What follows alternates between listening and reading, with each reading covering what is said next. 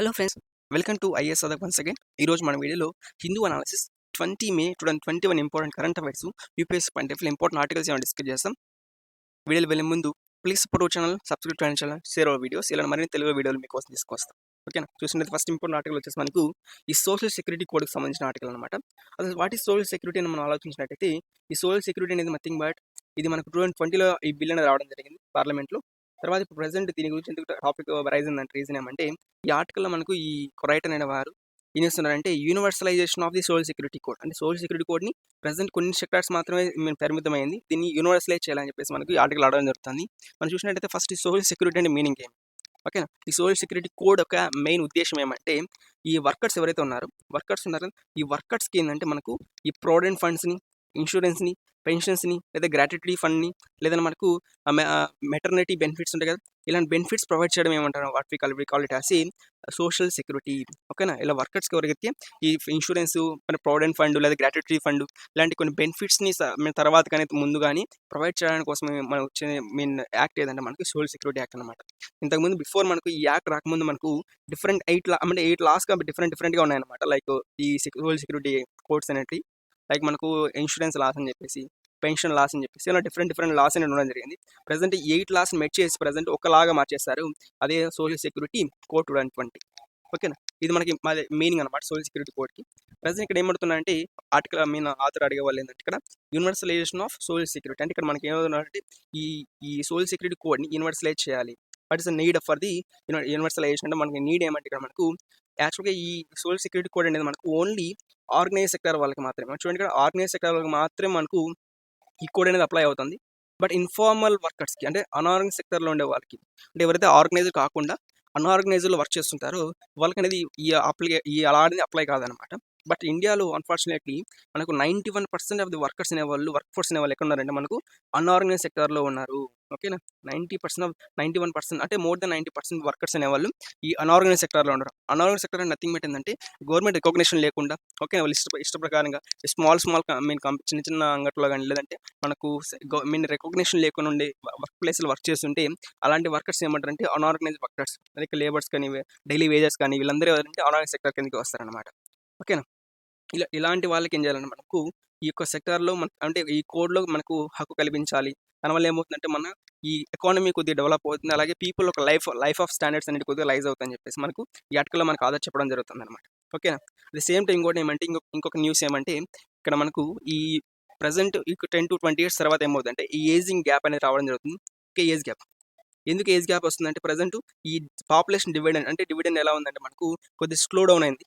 ఓకేనా? ప్రజెంట్ మన ఇండియాలో యూత్ రేట్ చాలా ఎక్కువ ఉంది. ఫ్యూచర్లో ఒక 10 to 20 years తర్వాత ఏమవుతుందంటే మోస్ట్ ఆఫ్ పీపుల్ అనే వాళ్ళు మనకు ఓల్డ్ ఏజ్ పీపుల్ రావడం జరుగుతుంది అనమాట. ఈ ఓల్డ్ ఏజ్ పీపుల్ వచ్చినప్పుడు మన ఇండియా ఎకానమీ కొద్దిగా డిస్టర్బ్ అవుతుంది. ఓకే, ఎందుకంటే వాళ్ళు వర్క్ ఫోర్స్లో ఉండరు కాబట్టి. సో దాన్ని బేస్ చేసుకొని ముందు నుంచే మనం స్టెప్స్ తీసుకుంటే ఫర్దర్గా ఏమవుతుందంటే it will benefit our economy అనమాట. లేదంటే ఆ టైం మనకి ఎకానమీ కొద్దిగా చాలా ప్రాబ్లమ్స్ ఫేస్ చేయాల్సి వస్తుందని చెప్పేసి మనకి ఈ ఆర్టికల్ చెప్పడం జరుగుతుంది. ఓకేనా? But central government, state government కొన్ని వర్టికల్ ఇక్కడ అన్ఆర్గనైజ్ సెక్టర్ కోసం, అంటే ఎవరైతే అంటే ఇన్ఫార్మల్ వర్కర్స్ ఉన్నారో ఇలాంటి వాళ్ళ కోసం మనం కొన్ని స్కీమ్స్ తీసుకురావడం జరిగింది. బట్ ఈ స్కీమ్స్ అనేవి మనకు ఎంతవరకు వీళ్ళకి అప్లై అవుతున్నాయి, ఎంతవరకు వీళ్ళు యూజ్ చేసుకున్నారంటే మాత్రం క్వశ్చన్ మార్క్. అది ఆన్లైన్ రిజిస్ట్రేషన్ ఉంటుంది దీనికి. ఓకేనా? సెంట్రల్ గవర్నమెంట్ స్టేట్ గవర్నమెంట్ తీసుకొచ్చామంటే ఈ స్కీమ్స్ ఎవరికి అన్ఆర్గనైజ్ సెక్టర్లో ఉండే వాళ్ళకి స్కీమ్స్ తీసుకోవటన్ని మనకి ఎలా ఉంటాయంటే డిజిటల్ ఫార్మాట్లో ఉన్నాయి. ఓకేనా? వాళ్ళు ఏం చేయాలంటే దే హ్యావ్ టు ఫస్ట్ ఏం చేయాలంటే వాళ్ళకు ఆన్లైన్ రిజిస్ట్రేషన్ చేయించుకోవాలి. ఓకేనా? బట్ ఇక్కడ ప్రజెంట్ ఏమవుతుందంటే మళ్ళీ ఒక డ్రాబ్యాక్ మనకి ప్రాబ్లం వచ్చేసింది. ఆ ప్రాబ్లం ఏమంటే డిజిటల్ డివైడ్ అండ్ కనెక్టివిటీ. చూడండి, ఇక్కడ డిజిటల్ డివైడ్ అంటే మీనింగ్ ఏమంటే వీళ్ళకి అంత నాలెడ్జ్ లేకపోవడం, ఇల్లిటరేట్స్ కావడం, ఎక్కువ మంది చాలా వరకు ఇల్లిటరేట్స్ కాకుండా కానీ డిజిటల్ మెయిన్ ప్రాబ్లమ్స్ ఉండడం, అంటే వాళ్ళకి టెక్నాలజీ ప్రకారం అంత అవేర్నెస్ లేకపోవడం, కనెక్టివిటీ అంటే డేటా ఇష్యూస్ కానీ, ఓకే, కనెక్టివిటీ కూడా చాలా ప్రాబ్లం అవుతుంది. So that is the reason why the most of the people, especially దాని ఇన్ఫార్మల్ వర్కర్స్ అనే వాళ్ళకి ఇలాంటి స్కీమ్స్ ఉన్నాయని కూడా తెలియదు అనమాట. తెలిసినా కానీ వాళ్ళు చేసేటువంటి నాలెడ్జ్ ఉండదు వాళ్ళకి. సో దానివల్ల ఏమో చాలా వాళ్ళ వర్కర్స్ అనేవాళ్ళు ఇక్కడ ఈ స్కీమ్స్ నుంచి అవుట్ ఆఫ్ ది బాక్స్ ఉన్నారని చెప్పేసి చెప్పడం జరుగుతుంది. అంటే వేరేగా బయటకు వెళ్ళిపోయారు, అంటే మనకి ఇక్కడ అవేర్నెస్ లేకపోవడం వలన. అలాగే స్టేట్ అనార్గనైజ్డ్ వర్కర్స్. ఓకేనా. అలాగే డిఫరెంట్ డిఫరెంట్ స్టేట్స్‌లో కూడా అంటే సెంట్రల్ గవర్నమెంట్ సపోర్ట్ లేకున్నా గానీ స్టేట్ గవర్నమెంట్స్ కూడా ఏందంటే చాలా చాలా అనార్గనైజ్డ్ వర్కర్స్ కోసం అని చెప్పేసి స్పెషల్ యాక్ట్ తీసుకోండి. సోషల్ సెక్యూరిటీ యాక్ట్స్ తీసుకోవడం జరిగింది. 2008 నుంచి different different states. But even తీసుకొని వచ్చినా గానీ ఇది పెద్ద యూజ్ లేకుండా పోయింది. ఎందుకంటే lakh of awareness, furnishing documents అంటే మనకు ఫర్నిషింగ్ డాక్యుమెంట్స్ అంటే స్పెషల్ డాక్యుమెంట్స్ ఉండాలి. ఇలాంటి డాక్యుమెంట్స్ మనకు కంపెనీస్ కానీ వాళ్ళు వర్క్ చేసే ప్లేస్‌లో గానీ ఇవ్వరనమాట. సో, ఆ డాక్యుమెంట్స్ లేకుండా ఉంటే మనకేమవుతుంది ఇక్కడ ఈ వాట్ వి కాల్ మనకి ఈ స్కీమ్స్‌కి ఎలిజిబుల్ కాదనమాట. ఓకేనా. ఫర్ ఎగ్జాంపుల్ మన ఎక్స్పీరియన్స్ సర్టిఫికేట్ తీసుకోనండి. ఓకేనా. లేదంటే మీకు మీరు చేసినటువంటి మీ కంపెనీలో వర్క్ చేసినటువంటి డాక్యుమెంట్స్ కానీ ఏదైనా ప్రూఫ్ తీసుకురండి అని చెప్తే మనకు చిన్న చిన్న మీ అంగట్లో కానీ లేదంటే షాప్ కీవర్డ్స్ లాంటి ఇలాంటి వర్క్ ప్లేస్లో మనకు ఎలాంటి డాక్యుమెంట్స్ ఉన్నమాట. సో, అలాంటి టైంలో మనకి ఏమవుతుందంటే it will become very hard అనమాట. అదే ఇక్కడ చెప్తున్నారనమాట. Lack of awareness and furnishing documents లేకపోవడం, inter coordination and inter coordination అంటే కోఆర్డినేషన్ సరిగ్గా లేకపోవడం వలన దాని వలన ఏమవుతుందంటే మనకు మైగ్రెంట్స్‌కి చాలా ప్రాబ్లమ్ అవుతుంది. ఈ స్కీమ్స్‌కి అప్లై అవ్వరనమాట. అలాగే సెంట్రల్ గవర్నమెంట్ మధ్య రిలేషన్ కూడా మంచిగా లేకపోవడం. ఓకేనా. And maternity benefit not universal. చూడండి మెటర్నిటీ బెనిఫిట్స్ కూడా చాలా ఎట్లా ఉన్నాయంటే యూనివర్సల్ కాకపోవడం వల్ల. అంటే ఇక్కడ మనకి ఈ స్కీమ్స్‌లో ఈ సోషల్ సెక్యూరిటీ స్కీమ్స్‌లో కూడా మనకు ఇవన్నీ ప్రాబ్లమ్స్ ల్యాక్ ఆఫ్ అవేర్‌నెస్ ఒక ప్రాబ్లమే, ఫర్నిషన్ డాక్యుమెంట్స్ ఒక ప్రాబ్లమే, అలాగే coordination between state and central government ప్రాబ్లమే. అట్ ది సేమ్ టైమ్ కొన్ని లూప్ హోల్స్ కూడా ఉన్నాయన్నమాట. ఆ లూప్ హోల్స్ ఏమంటే ఈ మెటర్నిటీ బెనిఫిట్స్‌ని ప్రొవైడ్ చేయాలంటే అట్లీస్ట్ 10 వర్కర్స్ అంటే 10 వర్కర్స్ కన్నా తక్కువ మంది 10 ఉమెన్ ఎంప్లాయీస్ కన్నా తక్కువ ఉన్న కంపెనీస్‌లో గానీ, తక్కువ ఉన్న ఆర్గనైజేషన్స్‌లో గానీ ఈ యొక్క మెటర్నిటీ బెనిఫిట్స్ ప్రొవైడ్ చేయడం అవసరం లేదు. ఓకేనా. ఇదొక లూప్ హోల్ అనమాట. దాన్ని బేస్ చేసుకొని చాలా కంపెనీస్, చాలా ఆర్గనైజేషన్స్ అనేటివి మా దగ్గర మేము 10 కన్నా తక్కువ మంది వర్కర్స్ అనేవాళ్ళు ఉన్నారు, ఉమెన్ వర్కర్స్. సో, మేము ఈ మెటర్నిటీ బెనిఫిట్స్‌ని అప్లై చేయడం అవసరం లేదని చెప్పేసి మనకు ఈ యొక్క లూప్ హోల్ బేస్ చేసుకొని చాలా వర్కర్స్ అనేవాళ్ళు ఈ మోసం చేయడం జరుగుతుంది. అంటే మీ కంపెనీ ఎంప్లాయర్స్ అనేవాళ్ళు. అట్ ది సేమ్ టైమ్ ఈపీఎఫ్‌ని 20% కన్నా ఎక్కువ మంది వర్కర్స్ ఉంటేనే మనకు ఈపీఎఫ్ అనేది ఎలిజిబుల్ అవుతుంది. అలాగే గ్రాట్యుటీ ఫండ్ కూడా మనకు 10 వర్కర్స్ కన్నా ఎక్కువ మంది వర్కర్స్ ఉంటేనే మనకి ఏమవుతుందంటే అది అప్లై అవుతుందన్నమాట. సో, ఇలాంటి లూప్ హోల్స్ ఉండడం వల్ల ఏమవుతుందంటే డ్రాబ్యాక్స్ అనమాట ఇవన్నీ ఈ సోషల్ సెక్యూరిటీ కోడ్‌లో. ఓకే. ఈ సోషల్ సెక్యూరిటీ కోడ్‌లో ఇవన్నీ మన డ్రాబ్యాక్స్ అని చెప్పుకోవచ్చు. అర్థమవుతుందా? సో, ఇవన్నీ డ్రాబ్యాక్స్ ఉండడం వల్ల ఏమవుతుందంటే ఈ సోషల్ సెక్యూరిటీ అనేది యూనివర్సలైజ్ చేసినా గానీ, చేయకున్నా గానీ మనకేంటంటే అంతే ఎఫెక్ట్స్ అనేవి మనకు చూపించడం లేదని చెప్పి ఆర్టికల్ చెప్పడం జరుగుతుంది. At the same time present ఈ బ్రిక్స్ సమ్మిట్‌లో బ్రిక్స్ మీటింగ్ జరుగుతుంది. నెక్స్ట్ ఈ బ్రిక్స్ మీటింగ్‌లో మనకేంటంటే ఈ లేబర్ ఇష్యూస్ మీద మనకు ఈ యొక్క మీటింగ్ జరిగే అవకాశం ఉందని చెప్పడం జరుగుతుంది. అట్ ద సేమ్ టైమ్ ఈ లేబర్ మీటింగ్ కూడా మన ఇండియన్ గవర్నమెంట్ తరపు నుంచి కొన్ని విషయాలు అనేది మనకు చెప్పడం జరుగుతుందని చెప్పేసి మనకు జరుగుతుంది. సో, ఈ బ్రిక్స్ మీటింగ్ తర్వాత మనకి ఇంకా ఇంపార్టెంట్ ఆర్టికల్స్ ఏమైనా ఇంపార్టెంట్ న్యూస్ ఉంటే మనకు విల్ డిస్కస్ ఫర్దర్ అనమాట. ఓకేనా. అలాగే మనకి ఏజింగ్ పాపులేషన్ గురించి డెమోగ్రాఫిక్ డివిడెండ్స్ గురించి ఎక్స్‌ప్లెయిన్ చేస్తున్నారు. ఎందుకంటే ఫ్యూచర్‌లో మన ఇండియన్ ఒక 10-20 ఇయర్స్ తర్వాత ఏమవుతుందంటే పూర్తిగా మనకు ఈ ఏజ్‌లో కొద్దిగా ఎక్కువ అవుతుందన్నమాట. అంటే వర్క్ ఫోర్స్ అనేది తగ్గిపోతారు.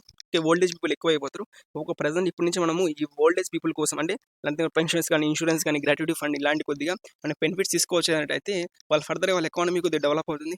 బట్ ఇప్పుడు ఎలాంటి స్టెప్స్ తీసుకోకుండా ఏమవుతుందంటే ఫ్యూచర్‌లో ఏమవుతుందంటే ఈ పీపుల్ అందరూ వర్క్ అంటే పూర్ పీపుల్ అయిపోతారు. అప్పుడు ఈ పీపుల్ పూర్ అయితే ఆటోమేటిక్‌గా కంట్రీ కూడా పూర్ అవుతుంది. ఎకానమీ పూర్తిగా కొలాప్స్ అవుతుందన్నమాట. సో, దాన్ని బేస్ చేసుకొని మనకు ఈ ఆర్టికల్‌లో యూనివర్సలైజ్ చేయాలని చెప్పేసి మనకు చెప్పడం జరుగుతుంది. తర్వాత చూసినట్లయితే మనకు పూర్ హెల్త్ అంటే పూర్ హెల్త్ బడ్జెట్. చూడండి హెల్త్ బడ్జెట్ అంటే పూర్ అంటే ఇండియన్ ఎకానమీ వచ్చేసి మనం ఎకానమీలో కన్సిడరింగ్ అంటే మన జీడీపీలో మనం జస్ట్ 1% అంటే లెస్ దాన్ 1% జీడీపీ మాత్రం మనము కన్సిడర్ చేస్తున్నాం దేనికోసము ఈ హెల్త్ కోసం. బట్ ప్రెజెంట్ కోవిడ్ టైంలో ఏంటంటే కొద్దిగా ఫండ్స్ అని రైట్ చేస్తున్నా కానీ బట్ బిఫోర్ కోవిడ్లో మనకి ఏంటంటే జస్ట్ 1% మాత్రం మనము ఈ యొక్క బడ్జెట్‌లో మనకు అలొకేషన్ చేయడం జరుగుతుంది. ఎవరి కోసము ఈ హెల్త్ కోసం, హెల్త్ సెక్టార్ కోసం. సో, ఇలాంటి కాకుండా మన హెల్త్ సెక్టార్ కోసం ఇంకొద్దిగా అమౌంట్ రైజ్ చేయాలి. ఓకేనా. ఇలాంటి స్టెప్స్ తీసుకుంటే మనకి ఫర్దర్‌గా మన ఎకానమీ కొద్దిగా డెవలప్ అయ్యే ఛాన్స్ ఉందని చెప్పేసి మనకు ఈ యొక్క ఆర్టికల్ చెప్పడం జరుగుతుంది. యూనివర్సలైజ్ చేయాలి. యూనివర్సలైజ్ అంటే అన్ని సెక్టార్స్‌కి అంటే ఆర్గనైజ్ సెక్టార్స్‌కి అలాగే అన్ఆర్గనైజ్ సెక్టార్స్ రెండిటికి కూడా మనకు ఈ యొక్క ఆర్టికల్‌ని అప్లై చేయాలి. అంటే ఈ యొక్క బిల్‌ని అప్లై చేయాలని చెప్పేసి మనకు ఆర్టికల్‌లో చెప్పడం జరుగుతుందన్నమాట. That's it. Next important article వచ్చేసి మనకు ఏతా in India Pakistan trade relations. ఈ ఆర్టికల్ ఏం చెప్తుందంటే ఇండియా పాకిస్తాన్ ట్రేడ్ రిలేషన్స్ ఎలా ఉన్నాయి ప్రెజెంట్. ఓకేనా. ఇండియా పాకిస్తాన్ ట్రేడ్ రిలేషన్స్ ఎలా ఉన్నాయి. ఈ India Pakistan trade relations present ఈ యొక్క వాట్ వి కాల్ ఈ Pulwama attack. Okay. India Pakistan relations కొద్దిగా చిగురిస్తాయి, ఆశలు చిగురిస్తాయని చెప్పొచ్చు. ఎందుకంటే ఒక 2 ఇయర్స్ బ్యాక్ నుంచి మనకేందంటే ఇండియా రిలేషన్స్ పాకిస్తాన్‌తో చాలా వర్స్ట్‌గా ఉన్నాయి. ఓకేనా. ఎందుకంటే మొత్తం ఆల్మోస్ట్ అన్ని స్టాప్ అయిపోయాయి. బట్ ప్రెజెంట్ ఈ సిట్యుయేషన్‌లో కరోనా సిట్యుయేషన్‌లో మళ్ళీ వాట్ వి కాల్ మళ్ళీ రివైవ్ అవుతున్నాయని చెప్పొచ్చు. అదే ఆర్టికల్ చెప్తాను ఇక్కడ.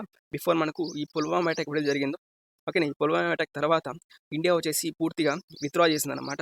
ఏం విత్‌డ్రా చేసింది? India withdrawn MFN tag. గుర్తుంచుకోండి. ఎంఎఫ్ఎన్ అంటే ఇది కొద్దిగా ఇంపార్టెంట్ ఎకానమీలో మోస్ట్ ఫేవర్డ్ నేషన్ అనమాట. ఈ మోస్ట్ ఫేవర్డ్ నేషన్ ట్యాగ్ అనేది మనకు విత్‌డ్రా చేయడం జరిగింది. ఎవరి దగ్గర నుంచి? పాకిస్తాన్ దగ్గర నుంచి.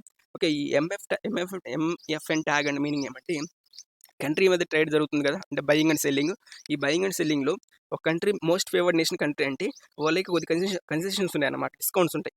ఓకేనా, డిస్కౌంట్స్ కానీ కన్సెషన్స్ కానీ ఈ ట్రేడ్లో ట్యాక్స్ ఉంది కదా, ట్యాక్స్లో కొద్ది ట్యాక్స్ తగ్గించడం కానీ, ఇలా తగ్గించడం వల్ల ఏమవుతుందంటే ఈ ఈ డిస్క్రిమినేషన్ చేయకూడదు ఒక కంట్రీ అని చెప్పేసి మనకు ఎంఎంఎఫ్ ట్రాక్ని ఇవ్వడం జరుగుతుంది అనమాట. ఓకే, అందరూ ఈక్వల్ ట్రీట్ చేస్తాం, అమెరికాని ఒకేలా ట్రీట్ చేస్తాం, మిమ్మల్ని ఒకేలా ట్రీట్ చేస్తాం అని చెప్పి ఈ ఎంఎఫ్ఎన్ ట్యాగ్ అంటే మోస్ట్ ఫేవర్డ్ నేషన్ ట్యాగ్ ఏ కంట్రీకి అయితే ఉంటుందో ఈ కంట్రీస్ మధ్య రిలేషన్స్ అన్ని ఒకేలా ఉంటాయి అనమాట.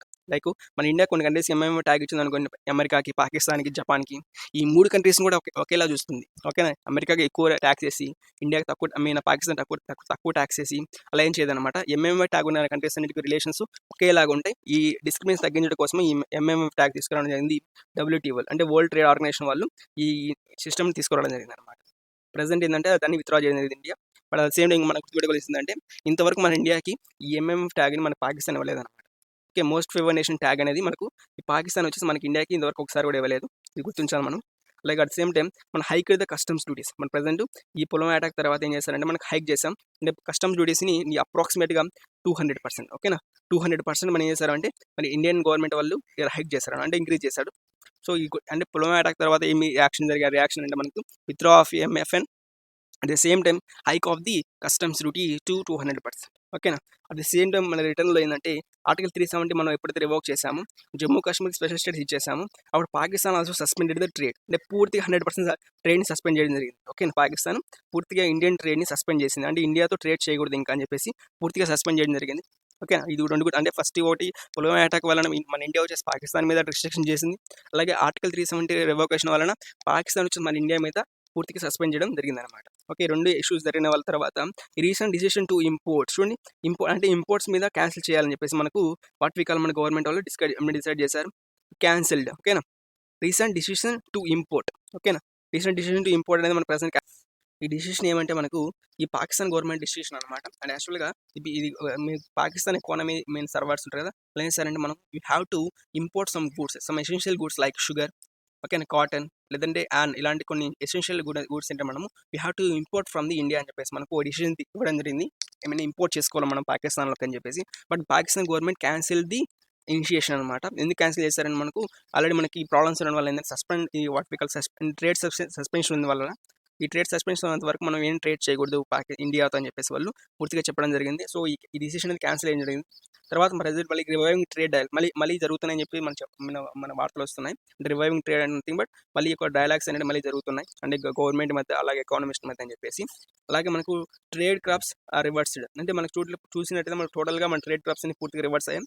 ఇంతకుముందు బిఫోర్ ఇలాగే మనకు జరిగినప్పుడు ఎప్పుడంటే ఇప్పుడు మనకి 1965 వార్, అంటే మనకు 1965 వార్లో ఏం జరిగిందంటే ఈ పూర్తిగా రెడమిషన్ జరిగింది ట్రేడ్, అంటే పూర్తిగా మనకి ఏంటంటే ట్రేడ్ మొత్తం ఏంటంటే కొలాప్స్ అయిపోయింది అప్రాక్సిమేట్గా ఒక 10 years వరకు. ఓకేనా, ఒక 10 years వరకు మనకి ఏంటంటే ఈ యొక్క వాట్ వి కాల్ ఈ ట్రేడ్ అనేది పూర్తిగా ఆగిపోయింది అనమాట. బట్ 1974 ప్రోటోకాల్ ప్రకారం, ఓకే, 1974 ప్రోటోకాల్ ప్రకారం కొన్ని ఎసెన్షియల్ గూడ్స్ని, okay, some essential agriculture communities ఏం చేశారు మన గవర్నమెంట్ వాళ్ళు, అంటే ఫుడ్ సెక్యూరిటీలో భాగంగా ఇండియా, పాకిస్తాన్ వాళ్ళు ఏం చేశారంటే ఈ పాజిటివ్ లిస్ట్ అని కొన్ని తీసుకున్నారనమాట. ఏవైతే అవసరమో చాలా చాలా ఇంపార్టెంట్ అలాంటి కొన్ని లిస్ట్ తీసుకోవడం జరిగింది. ఆ లిస్ట్ ప్రకారం బేస్ చేసుకొని మనకు ఈ యొక్క ఇంపోర్ట్స్ ఎక్స్పోర్ట్స్ జరుగుతాయని చెప్పేసి మనం చెప్పడం జరిగింది ఆ టైంలో. బట్ ప్రజెంట్ కూడా అవి కూడా మనకి ఈ ఎసెన్షియల్ కమ్యూనిటీస్ కూడా మనకు పూర్తిగా ఈ క్యాన్సిల్ చేయడం జరిగింది. ఓకే, బిఫోర్ ఈ 1965 వార్లో ఒక 10 years అప్రాక్సిమేట్గా మనకు ఈ ట్రేడ్ పూర్తిగా నిలిచిపోయింది. ప్రజెంట్ ఈ పుల్వామా అటాక్ అలాగే 370 ఆర్టికల్ రివోకేషన్ వల్ల ఏంటంటే పూర్తిగా ఈ సస్పెన్షన్ అనేది పూర్తిగా ఉందన్నమాట. సో ట్రేడింగ్ మొత్తం ఆగిపోయింది. బట్ ఈ ప్రజెంట్ ఇది మళ్ళీ ఈ వాళ్ళు ఇనిషియేషన్ జరుగుతున్నాయి, మళ్ళీ రివైవ్ చేయాలని చెప్పేసి మనకు చాలామంది ఎకానమిస్టులు చెప్తున్నారనమాట. At the same time India కూడా మనకు థర్డ్ పార్టీ ద్వారా ఈ వాటికల్ ఈ యొక్క ట్రేడ్ని మళ్ళీ పునరుద్ధరించాలి, మళ్ళీ స్టార్ట్ చేయాలని చెప్పేసి ప్రయత్నం చేస్తుంది అనమాట. ఓకేనా, చూసినట్లయితే మనకు what we call next important వచ్చేసి మనకు recent ban Pakistan exempted medicine. చూడండి ఇక్కడ రీసెంట్గా మనకి ఏంటంటే బ్యాన్ నుంచి ఎగ్జామ్షన్ చేయాలని చెప్పేసి మన పాకిస్తాన్ గవర్నమెంట్ అనుకున్నట్లు చెప్తున్నారు. ఏంటంటే exemption only for medicine import అంటే ప్రజెంట్ కోవిడ్-19 టైంలో ఈ మెడిసిన్ ఇంపోర్ట్స్ మీద మనకు బ్యాన్ అనేది ఎత్తేయాలని చెప్పేసి మనకు ఈ యొక్క ఆర్టికల్ చెప్తున్నట్లు మనకు చెప్తున్నారనమాట. బట్ మనం చూసినట్టయితే మనకి ఇక్కడ ఇండియా వచ్చేసి what we call difference between India ఈ ప్రజెంట్ క్రైటీరియాలు ఇండియాకి పాకిస్తాన్ మధ్య రిలేషన్ ఎలా ఉంది అంటే మనకు ఈ ఎక్స్పోర్ట్స్ ఇంపోర్ట్స్ మీద ప్రభావం ఎలా ఉందని చూసినట్టయితే మనకు 200% వచ్చేసి మనకు ఇంపోర్ట్ ట్యాక్స్ అనేది, అంటే ఇంపోర్ట్ డ్యూటీ అనేది మనం ఇంపోర్ట్ చేస్తున్నాం దీని మీద పాకిస్తాన్ గూడ్స్ మీద. అలాగే నో బ్యాన్ అండ్ ఎక్స్పోర్ట్స్, చూడండి ఎక్స్పోర్ట్స్ మీద ఎలాంటి బ్యాన్ అనేది మనం విధించలేదన్నమాట. At the same time ban import and export. చూడండి పాకిస్తాన్ ప్రజెంట్ సిచ్యువేషన్లో బోత్ ఇంపోర్ట్స్ అండ్ ఎక్స్పోర్ట్స్ రెండింటి బ్యాన్ చేసింది. మనం జస్ట్ 200% మాత్రమే రైజ్ చేస్తాం ఇంపోర్ట్ డ్యూటీని. బట్ ఇక్కడ మనకి బ్యాన్ అనేది పూర్తిగా సస్పెండ్ చేయడం జరిగింది అనమాట. ఓకేనా. ట్రేడ్ డేటా ట్రెండ్స్ చూసినట్టయితే మనకు అంటే ప్రజెంట్ ఇండియా పాకిస్తాన్ బిఫోర్ ఎలా ఉండే ట్రెండ్స్ చూసినట్టయితే మనకు 2020 ఓకే 2021లో ఈ ట్రేడ్ యాక్టివిటీస్ ఎంతవరకు జరిగాయి ఇండియా పాకిస్తాన్ అంటే $280 మిలియన్. ఓకేనా. ఈ ప్రజెంట్ సిచ్యుయేషన్ సస్పెన్షన్లో కూడా ఏంటంటే ఈ థర్డ్ పార్టీ ద్వారా ఏంటంటే మనకు నియర్లీ $280 మిలియన్ అనేది మనకు ఇండియా పాకిస్తాన్ మధ్య జరిగిందనమాట. బట్ బిఫోర్ ఇలాగే మనకు ఈ ఎలాంటి సిచ్యువేషన్ లేనప్పుడు మనకు మంచిగా ఉన్నప్పుడు ఆ టైంలో మనకు ఇండియా పాకిస్తాన్ మధ్య రిలేషన్లో ఉన్నప్పుడు ఈ వాటికల్ ఎంత మెయిన్ బిజినెస్ జరిగేది అంటే మనకు నియర్లీ $2.56 బిలియన్ అనేది మనకు బిజినెస్ జరిగేది. బట్ ప్రజెంట్ 280 మాత్రం జరిగింది. 280లో కూడా మనకు 278 మిలియన్స్ అనేది మనకి దేని ద్వారా జరిగిందంటే వ్యాక్సిన్స్, ఫార్మసీ అండ్ షుగర్ వల్ల జరిగింది. ప్రజెంట్ వచ్చేసి మనకు 2% మాత్రమే data main for example imports అనేవి అంటే మనకు మన పాకిస్తాన్కి మనం ఎక్స్పోర్ట్ చేసింది ఏంటంటే $278 మిలియన్ ఎక్స్పోర్ట్ చేసాం వర్త్ డాలర్స్ని. అలాగే మనకి పాకిస్తాన్ నుంచి ఇంపోర్ట్ చేసుకుని మనం ఎంతంటే జస్ట్ $2 మిలియన్ అనమాట. అంటే డేట్స్ అండ్ ఇథైల్ ఆల్కహాల్ మనము ఈ పాకిస్తాన్ నుంచి ఇంపోర్ట్ చేయడం జరిగింది అనమాట. ఓకేనా. పాకిస్తాన్ నుంచి ఇంపోర్ట్ జరిగింది. సో దీన్ని బేస్ చేసుకుని మన ఇండియన్ ఎకానమిస్ట్ కూడా ఎందుకంటే Pakistan is a huge market for our business అనమాట. మన బిజినెస్ కోసం హ్యూజ్ మార్కెట్ అనమాట. సో ఈ బిజినెస్ కోసం అని చెప్పేసి మనకు అట్ ద సేమ్ టైం మనకు కొన్ని ఇంపార్టెంట్ ఎథైల్ ఆల్కహాల్ అనేది కొద్దిగా ఇంపార్టెంట్. అలాంటి ఎక్విప్మెంట్స్ మనం ఇంపోర్ట్ చేసుకోవడం కోసం అలాగే ఎక్స్పోర్ట్ చేస్తే మన ఇండియన్ ఎకానమీ కొద్దిగా బాగుంటుందని చెప్పేసి మనకు వాట్ వీ కాల్ ఇక్కడ చెప్పడం జరిగింది. సో మళ్ళీ ఈ వాట్ వీ కాల్ ఇక్కడ పాకిస్తాన్ మధ్య ఇండియా మధ్య రిలేషన్ మళ్ళీ మనం వాటికి పునరుద్ధరించాలి, మళ్ళీ స్టార్ట్ చేయాలి, రివైవ్ చేయాలని చెప్పేసి మనకు ఈ ఆర్టికల్లో చెప్పడం జరుగుతుంది. అలాగే లో ట్రేడ్ వాల్యూమ్ అంటే పూర్తిగా మనకు ఈ ట్రేడ్ వాల్యూమ్ మొత్తం అవైలబుల్ వాట్ వీ కాల్ పూర్తిగా ఆగిపోవడం వల్ల ఏంటంటే it will chances to rise non cooperation and available restrictions and informal trade. అంటే ఇన్ఫార్మల్ ట్రేడ్ అంటే వాట్ వీ కాల్ మనకు ఏం చెప్పొచ్చు, ఇన్ఫార్మల్ ట్రేడ్ అంటే స్మగ్లింగ్ చేసే ఛాన్స్ ఎక్కువ ఉంది. ఎందుకంటే మనకి రిస్ట్రిక్షన్స్ ఇలా చేస్తున్నాను అనుకోండి, ఫర్దర్గా ఏమవుతుందంటే ఇంకా పూర్తిగా మనకు ఈ ఇన్ఫార్మల్ ట్రేడింగ్ అనేది స్టార్ట్ అవుతుంది. ఇన్ఫార్మల్ ట్రేడింగ్ నథింగ్ బట్ ఈ యొక్క స్మగ్లింగ్ అంటే స్మగ్లింగ్ అంటే యాక్టివిటీస్ ఎక్కువ ఛాన్స్ ఉంది. అది రెండు కంట్రీస్కి నెగిటివ్ ఇంపాక్ట్ చూపించవచ్చు. ఓకేనా. అంటే బోత్ కంట్రీస్కి అంటే మన ఇండియాకి అలాగే పాకిస్తాన్ కూడా ఇద్దరికి కూడా ఏమవుతుందంటే it will shows a negative impacts అనమాట. సో దాన్ని బేస్ చేసుకుని ఇక్కడ మనకి ఏం చెప్తున్నారంటే ఈ కంట్రీస్ రెండు ఇప్పుడు మనకు ప్రజెంట్ అయినా కానీ ఈ వచ్చే టైంలో ఏంటంటే ఈ రెండు కంట్రీస్ కూడా ఏంటంటే they have to sit together and they have to talk together and they have to minimise their regulations and trade మీద రెగ్యులేషన్ తగ్గిస్తే ఏమవుతుందంటే రెండు కంట్రీస్ బెనిఫిట్స్ అవుతుందని చెప్పేసి మనకి ఆర్టికల్లో చూడడం జరుగుతుంది అనమాట. ఈ పాజిటివ్ నార్మలైజేషన్ తీసుకురావాలని చెప్పేసి మన ఆర్టికల్లో చెప్పడం జరుగుతుంది. ఇది మన ఇండియా పాకిస్తాన్ మధ్య రిలేషన్స్, ఎస్పెషల్లీ ట్రేడ్ రిలేషన్స్ ఎలా ఉన్నాయి, బిఫోర్ ఎలా ఉన్నాయి, పాస్ట్ ఎలా ఉన్నాయని చెప్పేసి. ఓకేనా. నెక్స్ట్ ఆర్టికల్ చూస్తాం. నెక్స్ట్ ఇంపార్టెంట్ ఆర్టికల్ వచ్చేసి మనకి ఇక్కడ ఇంటర్నేషనల్ డీడీ ఛానల్ అంటే దూరదర్శన్ ఛానల్ ఉంది కదా, ఈ దూరదర్శన్ ఛానల్ వచ్చేసి మనకు గవర్నమెంట్ ప్రెసిడెంట్ ఏం డిసైడ్ చేశారంటే they want to start a new international channel అనమాట. ఎందుకంటే బిఫోర్ మనకి ఎందుకు స్టార్ట్ చేయాలనుకుంటున్నారంటే మెయిన్ బ్యాక్గ్రౌండ్ ఏమంటే మనకు ఈ కోవిడ్ టైంలో ఇండియన్ వేరియంట్ మీద చాలా వరకు మనకి వాట్ వీ కాల్ న్యూస్ చూస్తున్నాం. లైక్ వేరే కంట్రీస్ ఇలా చెప్తున్నాను అనమాట.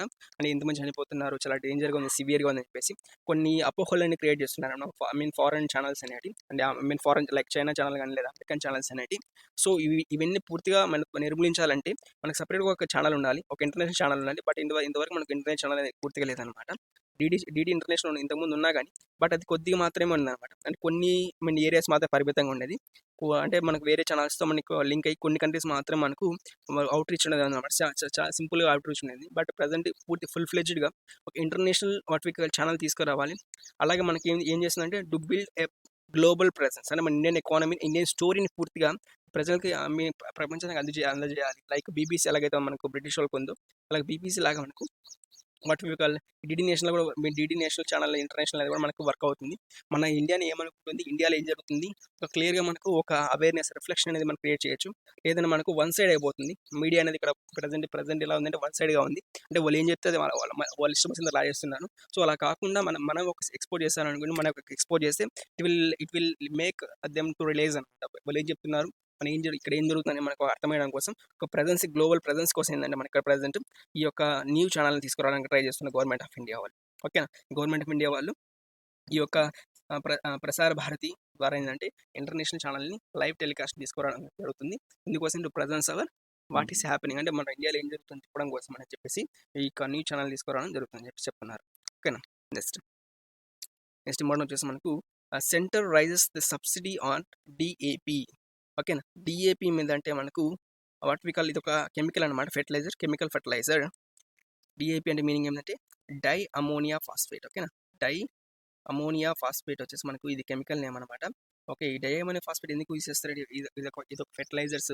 చాలా వరకు చాలా పంటలు ఇది మనకు చాలా యూజ్ అవుతుంది. ఎక్కడైతే మనకు ఈ ఫాస్ఫేట్ తక్కువ ఉంటుంది. ఓకేనా. ఎక్కడైతే ఈ ఫాస్ఫేట్ తక్కువ ఉంటుందో ఇలాంటి ఫాస్ఫేట్ తక్కువ ఉన్న ప్లేసుల్లో, అలాగే అమోనియా తక్కువ ఉన్న ప్లేసుల్లో మనకు ఈ యొక్క ఫెర్టిలైజర్ని యూజ్ చేస్తారు. ప్రెసెంట్ ఏంటంటే మనకు ఇండియా లార్జెస్ట్ ఫెర్టిలైజర్ ప్రొడ్యూసర్స్ ఐఎఫ్ఎఫ్కో. ఓకేనా. ఐఎఫ్ఎఫ్సిఓ ఏం చేస్తారంటే దే ఇంక్రీజ్డ్ అప్రాక్సిమేట్లీ 58.33% అనమాట. 58.33% అనేది మనకు ఈ డై అమోనియా ఫాస్ఫేట్లో మనకు ఫెర్టిలైజర్ మీద ప్రైజ్ రైజ్ చేశారు. అంటే మనకు రేట్ పెంచేశారనమాట. ఈ రేట్ ఎందుకు పెంచారని మనకు వాట్ వి కాల్ సింపుల్గా మనకు ఈ వాట్ వి కాల్ ఇక్కడ మనకు phosphoric acid and ammonia. Okay. ఇంటర్నేషనల్గా మనకు ఫాస్ఫరిక్ యాసిడ్కి అండ్ అమోనియాకి రెండింటి మధ్య రేట్లు పెరిగిపోవడం వల్ల ఏమవుతుందంటే వీళ్ళు ఈ కంపెనీస్ కూడా ఏం చేశారంటే ఈ ఫెర్టిలైజర్ రేట్ని పెంచేశారనమాట. ఓకేనా. అర్థమవుతుంది. రేట్ పెంచడం జరిగింది. సో ప్రజెంట్ గవర్నమెంట్ చేసిందంటే సబ్సిడీని పెంచడం జరిగింది అనమాట. Present the government is giving and have gone సబ్సిడీని అప్రాక్సిమేట్గా మనం చూడండి ఇక్కడ సబ్సిడీని ప్రొవైడ్ చేయడానికి రేట్ తగ్గించి అమ్మడం స్టార్ట్ చేస్తున్నారు. సబ్సిడీ రేట్ చూడండి ఇక్కడ అప్రాక్సిమేట్గా 80,000 crores 80,000 crores అనే బిల్లు మనకు ఈ సబ్సిడీ కోసం పెంచడం జరుగుతుందని చెప్పేసి మనకి ఈ ఆర్టికల్ చెప్పడం జరుగుతుంది. అట్ ద సేమ్ టైం మనం చూసినట్టయితే మనకు ఈ అమోనియం డై అమోనియం ఫాస్ఫేట్లో మనకు ఇంపార్టెంట్గా తెలుసుకోవాల్సింది ఏమంటే ఇక్కడ మనకు ఈ డై అమోనియం ఫాస్ఫేట్ ఎందుకు ఇంపార్టెంట్ అని చెప్పేసి ఇప్పుడు మాన్సూన్ చూస్తున్నాయి కాబట్టి మన జూన్లోని. సో ఈ మాన్సూన్ వచ్చే టైంకి మనకు అన్ని ఫెర్టిలైజర్స్ అలాగే మనకు సీడ్స్ అన్ని గవర్నమెంట్ ఖచ్చితంగా ప్రొవైడ్ చేయాలి. అలా ప్రొవైడ్ చేస్తే మనకి ఏమవుతుంది నెక్స్ట్ ఫర్దర్గా మనకు ఈ యొక్క సీజన్లో మనకు ఏమవుతుందంటే ఈ ఖరీఫ్ సీజన్లో మనకు విల్ గెట్ మోర్ క్రాప్ అనమాట. మోర్ ప్రొడక్షన్ వస్తుంది. అది మన ఎకానమీ కొద్దిగా చాలా హెల్ప్ఫుల్ అవుతుంది. సో అందుకని చెప్పేసి మనకు ఈ సబ్సిడీని ప్రొవైడ్ చేసి గవర్నమెంట్ ప్రొవైడ్ చేయడం జరుగుతుంది అనమాట. ఈ డై అమ్మోనియా ఫాస్ఫేట్ చాలా ఇంపార్టెంట్. ఓకేనా. ఇది సబ్సిడీ ప్రొవైడ్ చేసిన స్కీమ్ అనమాట. నెక్స్ట్ ఇంపార్టెంట్ ఆర్టికల్ చేసి మనం చూసినట్టయితే యూఎస్ టు వైవ్ ఈ శాంక్షన్స్ ఆన్ ది ఫర్మ్. చూడు ఇక్కడ అంటే వైవ్ శాంక్షన్స్ అంటే మనకు వాట్ వి కాల్ యూఎస్ వచ్చేసి మనకు కొన్ని శాంక్షన్స్ని వైవ్ చేస్తుంది. అంటే వైవ్ అంటే మనకు ఆపేస్తుంది అనమాట. ఎవరికి అగైనెస్ట్గా? రష్యాకి అగైనెస్ట్గా. What is the main action here that what is the main conflict అంటే మనకు నార్డ్ స్ట్రీమ్ 2 అనేది మన కాన్ఫ్లిక్ట్ అనమాట. నార్డ్ స్ట్రీమ్ 2 అంటే మీనింగ్ ఏమంటే చూడండి. వాట్ ఈస్ నార్డ్ స్ట్రీమ్ అంటే ఇక్కడ మనకు ఈ నార్డ్ స్ట్రీమ్ అనేది ఒక లైన్ అనమాట. ఏం లైన్ అంటే మనకు గ్యాస్ లైన్ అనమాట. ఎవరి కంట్రీస్ మధ్య ఉంది? ఇక్కడ రష్యాకి అలాగే మనకు ఈ జర్మనీ. ఓకే. రష్యాకి జర్మనీకి మధ్య ఉన్న ఈ స్ట్రీమ్ ఏంటంటే మనకు ఈ యొక్క గ్యాస్ పైప్ లైన్ అనమాట. గ్యాస్ సప్లై చేయడం కోసం ఉన్న స్కీమ్ ఇది ఒక లైన్ అనమాట. ఇది ఈ లైన్ కోసం అని చెప్పేసి ఈ నార్డ్ స్ట్రీమ్ 2 కన్స్ట్రక్ట్ చేస్తుంది రష్యా వాళ్ళు. అందుకని చెప్పేసి మనకు ఈ యూఎస్ వాళ్ళు ఏం చేశారు మనకు ఇక కొన్ని స్కీమ్స్ అంటే గవర్నమెంట్ సంబంధించిన కొన్ని యాక్షన్స్ ఉంటాయి కదా, అలాగే మన ఫంక్షన్స్ కానీ శాంక్షన్స్ ఉంటాయి కదా, ఈ శాంక్షన్స్ మొత్తం ఏం చేశారంటే మనకు యూఎస్ వాళ్ళు మొత్తం క్యాన్సిల్ చేసి పడేస్తారు. ఎవరికి సంబంధించిన శాంక్షన్స్ ఇవన్నీ రష్యాకి సంబంధించిన శాంక్షన్స్ అన్ని క్యాన్సిల్ చేశారన్నమాట. అది చూసినట్టే మనకి what is the main over view అంటే మనకు ఇదేమో నార్డ్ స్ట్రీమ్ అనమాట. ఇక్కడ మనకు ఆరెంజ్ కలర్ కనిపిస్తుంది కదా, ఈ ఆరెంజ్ కలర్ కనిపించింది మనకు వాట్ వి కాల్ ఇక్కడ ఇది ఆల్రెడీ ప్రిపేర్ అయింది అనమాట. నార్డ్ స్ట్రీమ్ 1 ఇది. నార్డ్ స్ట్రీమ్ 1 అంటే మనకు ఆల్రెడీ ఈ గ్యాస్ లైన్ పైప్ లైన్ అనేది వర్కింగ్లో ఉందన్నమాట. ఎవరి మధ్య ఇక్కడ వాట్ వి కాల్ ఇక్కడ వైబోర్గ్ రష్యా నుంచి మనకి ఇక్కడ నార్డ్ స్ట్రీమ్ అనేది ఉండడం జరుగుతుంది. ఎక్కడ వరకు ఉంది? జర్మనీ వరకు ఉంది. ఓకే. సెకండ్ ఇంకోటి మనకు దానికి బెనిఫిట్గా ఇంకో లైన్ స్టార్ట్ చేస్తున్నారు. ఆ లైన్ ఏంటంటే నార్డ్ స్ట్రీమ్ 2. ఇది కూడా సేమ్ మనకు రష్యా నుంచే వస్తుంది. బట్ రష్యా నుంచి మనకు ఇక్కడ జర్మనీ వరకు ఉంటుంది.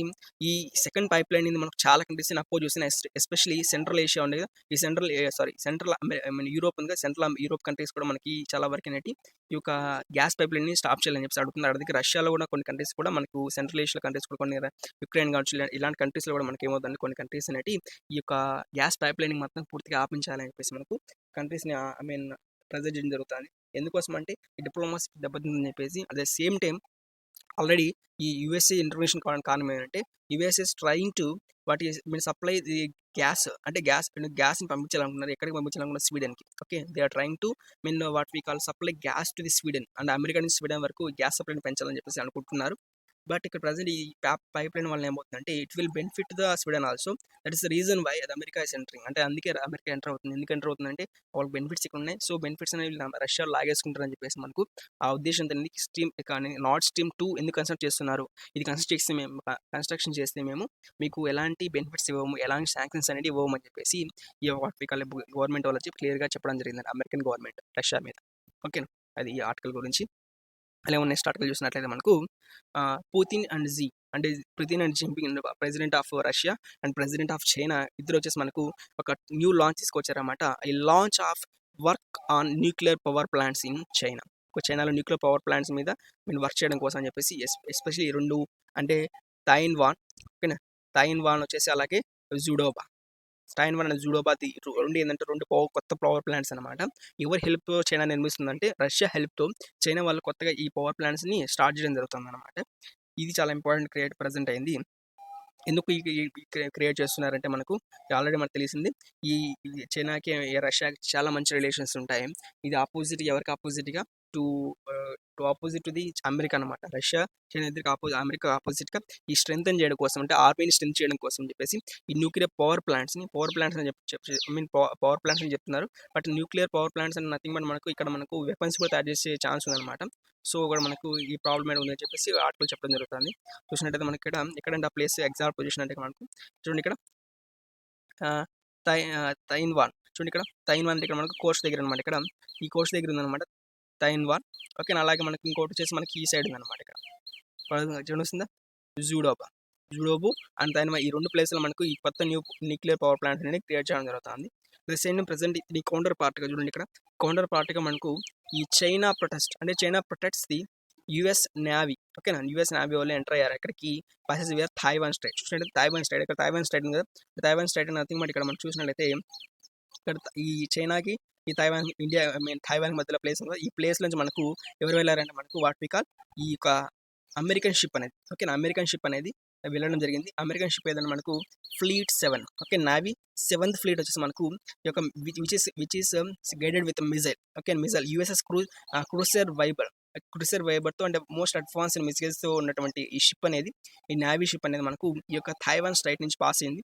ఎందుకు పాస్ అయిందంటే మనకు ఈ Taiwan is under control of the ఈ యొక్క చైనా కంట్రోల్ ఉంది. అది సేమ్ మనకి ఇక్కడ వర్టికల్ ఇక్కడ ఉన్న కంట్రీస్ కొన్ని కంట్రీస్ అనేది మనకి వర్టికల్ ఇక్కడ మనకు ఉంది కదా.